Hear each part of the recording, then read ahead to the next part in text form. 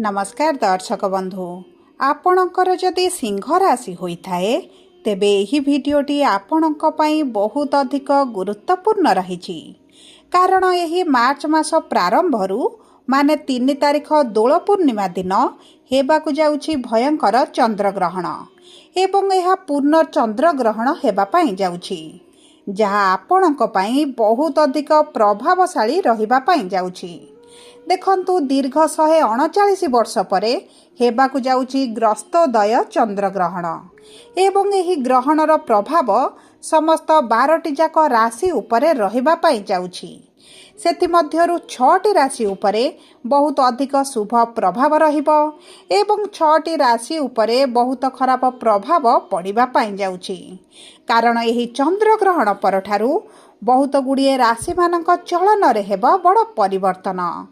तेणुकरी आपणक पई एही ग्रहणटी शुभ ना अशुभ प्रभाव पकाइबो एवं केउं क्षेत्र रे अधिक हानि पहुँचाइबो एवं केते दिन पर्यंत एहार प्रभाव आपणक जीवन रे रहिबो एवं सबुठारु बड़ कथा हैला केउं दिग प्रति अधिक सावधान रहिबे एही वीडियो रे विस्तृत भाव रे आलोचना करिबा।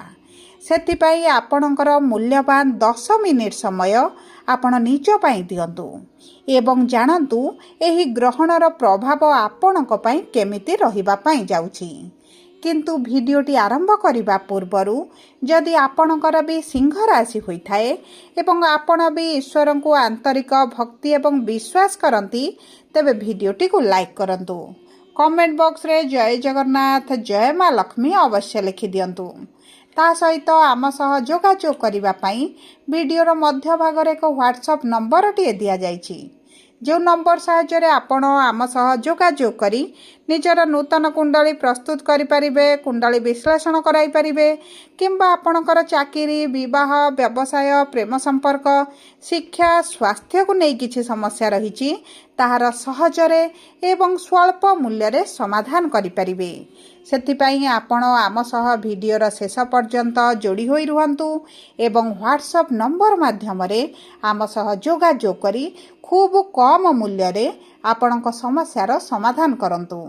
एबे आसंतु कार्यक्रमटी को आग को बढ़ाइबा एवं जानिबा एही चंद्रग्रहणर प्रभावटी आपणक राशि उपरे आपणक जीवन उपरे किभଳି प्रभाव पकाइबा पई जाउछि। ता सहित दर्शक बंधु आपणकर राशि जहाँ भी हेउना काहेकि जदि आपणकर लग्नटी सिंह होइथाए तेबे मध्य आपणक उपरे एहार प्रभाव निश्चित भावरे रहिबो। जदि आपणकर राशि रे अशुभत्व रहिछि लग्न रे जदि आपणकर शुभ रहिला तेबे मध्य अशुभत्व दूर करी शुभाशुभ फल वृद्धि हेबो किंबा आपणकर राशि रे जदि भल रहिछि किंतु लग्न रे अशुभत्व रहिछि तेबे मध्य आपण किछटा अशुभत्व देखि पारंती।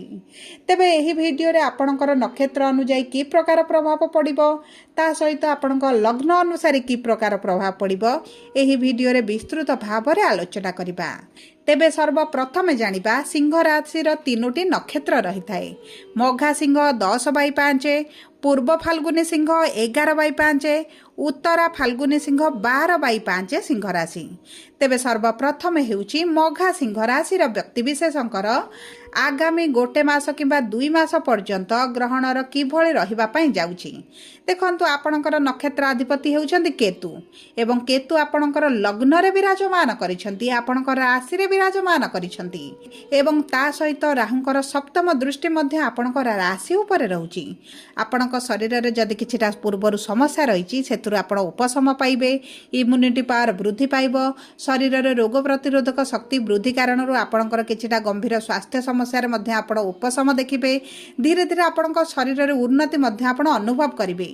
ता सहित आपणक कैरियर रे आसीबो बड़ परिवर्तन आपणकर चालाक चतुर बुद्धिमान होई निज कार्य गुडी को करबा आरंभ करिबे। पूर्वर जे द्वंद्व रे रहुतले केउ कैरियर रे आगु को बढ़ाइबे केउ दिग प्रति आगु को काम कले आपणक पई भल रहिबो। आपण जो संदेह द्वंद्व दुश्चिंता रे रहुतले सेथुरु आपण बाहर को आसीबा पई जाउछंती एवं देखंतु एही समय मध्य आपणक निज स्वास्थ्य को नहीं आपण बहुत अधिक सचेतन मध्य होई जिवे। ता सहित जदि आपण ऑनलाइन रिलेटेड किछि कार्य करूछंती तेबे आपणको तो आकाश छुआ सफलता प्राप्ति हेबो। कारण राहुंकर नवम दृष्टि आपणकर तृतीय भाव उपरे रहुची। आपणकर भाई भौणी सहित अवश्य किछिटा समस्या देखा दे पारे, किंतु आपणकर जदि ऑनलाइन कारबार अछि किंबा ट्रांसपोर्ट रे एक्सपोर्ट इंपोर्ट रे एही बळे किछि संस्था रे आपण कार्यरत अछंती तेबे आपणक पई तो बहुत अधिक शुभदायक रहइबो। ता सहित देखंतु राहुंकर पंचम दृष्टि आपणकर लाभर भाव को रहुची। आपणकर इनकम रे बढ़ोती आसीबो, किंतु आपण जदि व्यवसाय करूछंती सेतिरे किछिटा उच्च नीच भଳି परिस्थिति देखा दे पारे।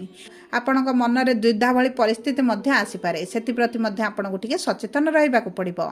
एबे आसंतु जानिबा उत्तरा फाल्गुनी सिंह राशि व्यक्ति विशेषकर आगामी गोटे मास बा 2 मास पर्यंत किभଳି रहिबो एहार प्रभाव। देखंतु आपणकर नक्षत्राधिपति होउचंती शुक्र एवं शुक्र आपणकर अष्टम भाव रे अछंती नवम भाव बा भाग्यर स्थान को गोचर करिवे। एवं शुक्र हेउचंती आपणकर दशम भाव एवं तृतीय भावर स्वामी। आपणकर कर्म क्षेत्र रे आपणको नूतन नियुक्ति मिलि पारे, पोस्ट रे परिवर्तन होई पारे, सैलरी रे इंक्रीमेंट होई पारे, प्रमोशन होई पारे, किंबा आपण जदि किछि परिवर्तन चाहुतिले कर्म क्षेत्र रे तेबे आपणको पई अति शुभ समय रहिबो। एही समय मध्य जदि आपण नूतन चाकरी रो संधान रे अछंती तेबे आपणको प्राप्त होई पारे। एवं जदि आपण किछिटा व्यवसाय करिबा पई चाहुचंती तेबे मध्य उत्तम रहिबो। किंतु जदि पार्टनरशिप व्यवसाय करिबा पई चाहुचंती तेबे आपणको जगी रखी बुझी विचार करिवार आवश्यकता रहिछि, नचेत आपण समस्या रे मध्य पड़ी पारंती। एवं आपणकर जदि दैनंदिन रोजगार रहिछि तेबे मध्य आपणकर रोजगार उन्नति आपण निश्चित भाव रे देखिबे। ता सहित देखंतु जदि आपण टीचर अछंती, काउंसिलर अछंती तेबे मध्य आपणक पई अति उत्तम समय रहिछि। एवं शुक्र आपणकर अष्टम भाव रे विराजमान करिथिबारु आपणको कोनोसी एक अचानक धन प्राप्ति होई पारे, जेउ कारणरु आपणकर आर्थिक स्थिति रे परिवर्तन आसीबो। एवं ता सहित आपणकर जदि पैतृक संपत्ति को नै किछि समस्या वाद विवाद कोर्ट कचेरी केस चलीछि सेथुर मध्य आपण बाहरी पारंती। एवं आपणक प्राप्य आपणको प्राप्त होई जिवो। जेउ विद्यार्थी माने उच्च शिक्षा करिवार अभिलाष रे रहितिले से माने मध्य उच्च शिक्षा करि पारंती। आपणक विदेश जीवार बहुत भल समय मध्य रहिछि। एबे आसंतु जानिबा उत्तरा फाल्गुनी सिंह राशि व्यक्ति विशेषकर एही ग्रहणरु आगामी 1 मास बा 2 मास पर्यंत किभଳି रहिबो आपणक परिस्थिति। देखंतु आपणकर नक्षत्राधिपति होउचंती सूर्य एवं सूर्य आपणकर सप्तम भाव रे केंद्र रे विराजमान करिसंती। आपणकर रोग प्रतिरोधक शक्ति रे वृद्धि घटिबो। पूर्वर स्वास्थ्य समस्या रे उन्नति आसीबो। आपणकर जदि ठंडा ज्वर खास किछिटा ऋतुकालीन समस्या चलीछि सेथुर आपण बाहर को आसीबे।